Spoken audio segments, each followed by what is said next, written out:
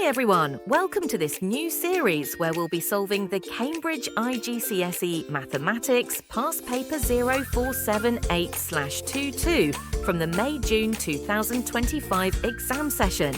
Let's get started. Question 21, Part B, Section 1. Differentiate 3x minus x cubed. Before solving, let us understand what differentiation means. Differentiation gives us a formula to find the gradient or steepness of a curve at any point. We write the derivative as dy by dx.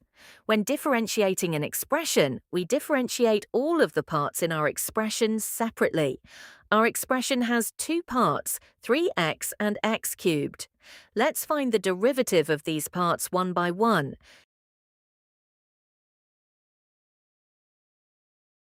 First, let's understand the formula to differentiate a power term.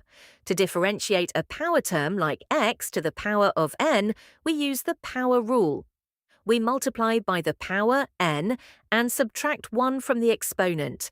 So, the derivative of x to the power of n is n times x to the power of n minus 1. Now, applying this rule to our expression, 3x minus x cubed. For the first term, 3x, which is 3x to the power of 1.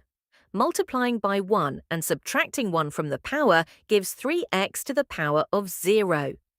As x to the power of 0 equals 1, the derivative of 3x is 3.